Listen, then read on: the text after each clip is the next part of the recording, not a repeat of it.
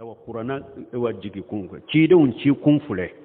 kirana jigi kun fule cide un ci kunye de mogo kawole kabo dibi wala kabo filibantelo kabo yere sago kela ku bila katakandama ani noro qur'ana jigi kunye de mogo kawole kabo dibi chama na kafiriya dibi fulanka foya dibi munafiqiya dibi bidiya dibi lada jugu bidi ala dibi ala soso dibi julumat Qur'ana jigi kunye ninde kamugo bonu nunde la katubila noro kelena awun ko sisa ko wajulu kana nyogon kero ko wajulu kana nyogon kero ate Qur'ana tafsiri dabila ni mo min ko ibe wajulu ke ko ite mo kero ibe Qur'ana tafsiri de dabila ke ube be ciden ka hadisa foli dabila Qur'ana majigi kuluka koy Qur'ana jigina hada madunde ka a jigina hada madun ka jogo de ka ulu de be fo jogo nunu de be fo ni Qur'ana ye jogo jugu min fo be jogo jugu fe o de kore ko ne ye kerwa law anzalna haja alquran ala jabal la raytu ghashiya mutasaddian min khashyati allah ala kunni nin Qur'ana tun jigina kulu de ka itumbe kulu nyereye khashiyan na be sirala ye mutasaddian min khashyati allah na be farala ka siranya kama na ko ma jigi kulu kaw Qur'ana jigina hada madunde ka ala ya lam man khalaqa ala de ye ba ka damfe wundo aya ka Qur'ana jigi ka bede jogo fola mu'minu ka jogo bala munafiqu ka jogo bala mushriku ka jogo bala uka aradu bala bidiya mugo ka aradu bala ala soso ka aradu bala akuma na bere suratu ni suratu tawbata wa minhum man abete mugo de ka jogo ya nko kafiru do de be kuma sugu do fo kafiru do de be kwedo wale do ke ala ba fo mogo do be ubeninke mogo do be ni beninke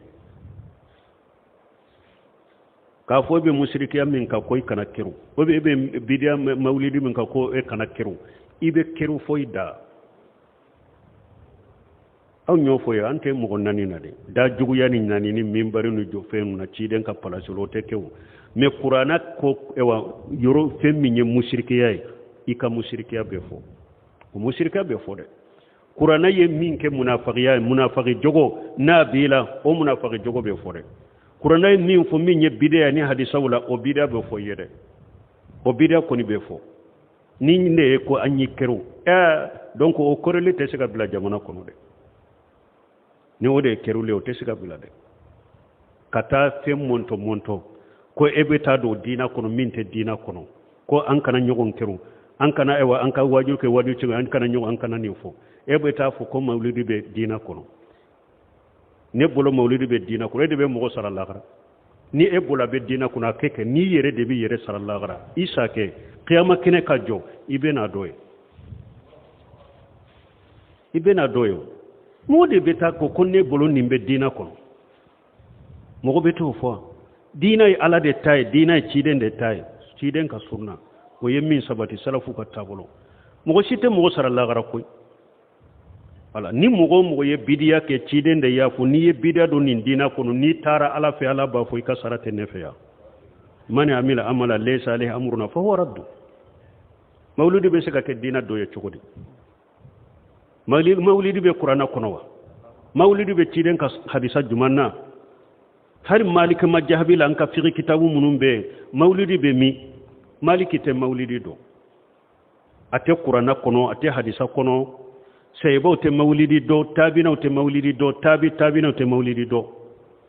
aya be jigi dommi ni al yawma akmaltu lakum dinakum ni aya be jigi dommi mawlidi tunte dina kono imamuna maliki ko man lam yakun yawma idi dina falan yakun al yawma dina akonni aya jigi do min tunte dina kono ako biyote seka do dina kono de al yawma akmaltu lakum dinakum abe jigi domme mawlidi tumbe dina kono hatinto dina kono be seka ke dina e togodi sebo utado tabina utado tabina utado hijira sankeme nani na de mawlidi donna dina kono sankeme nani na al qurunul mufaddala cide nyere ye jamakulu min tanu qurunul mufaddala khairun nas kharani ulu jamakulu sabainte mawlidi do qurunul mufaddala te mawlidi do adonna dina kono hijira sankeme nani na de nko masakewu de ya nyaga o masakewu ye ewa na folo min financier ewa ba min faga ka saga min faga ka misi min faga jom be se ko ke diɲa kono mais o kɛra sababa donna dina kono ba a kɛra dina dɔ ye wa olu ma se k'a kɛ dina dɔ ye o mɔgɔ wɛrɛ de bɛ se ka mawulidi kɛ dina dɔ ye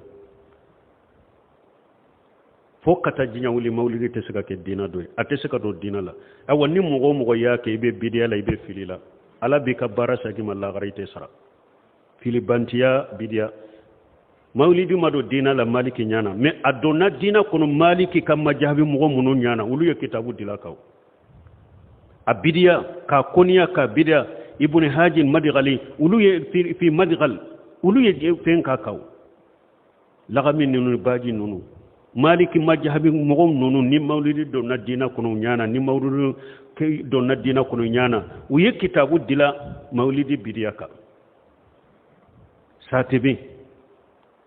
satebi nunu ye kitabu ye mawlidi bidiya maliki an kawri ye mawlidi bidiya fo ate dina kono dina do ta tesika ke dina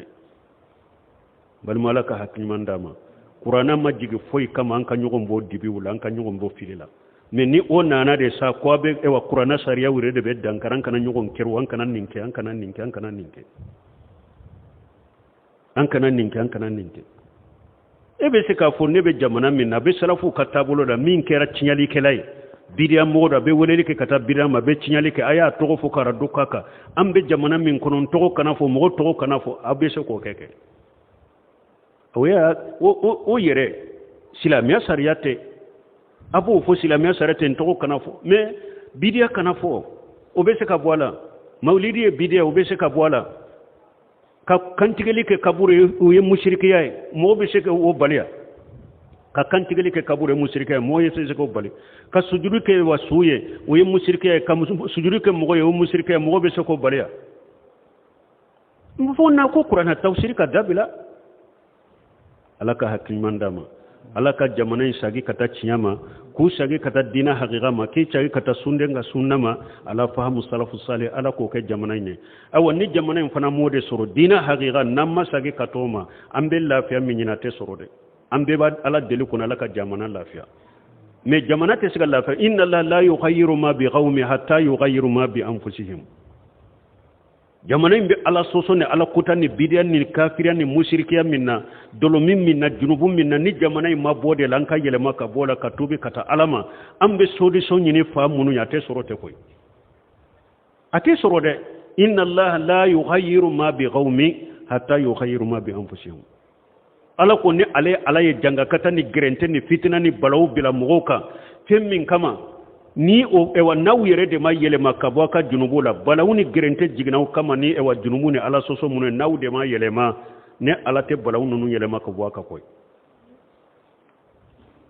fo yere de ka yelema akabo ka junubu la akabo ewa ala soso la akabo ala kotawla ambe ala deli sagi togo nyuma kasagi kata alama kasagi kata dina haqiqama ala ko noya jamana yinye ka jamana lafiya ka fitina ubwala ka balawu ubwala subhanakallahumma rabbuna bihamdika ashhadu an la ilaha illa anta astaghfiruka wa atubu ilayk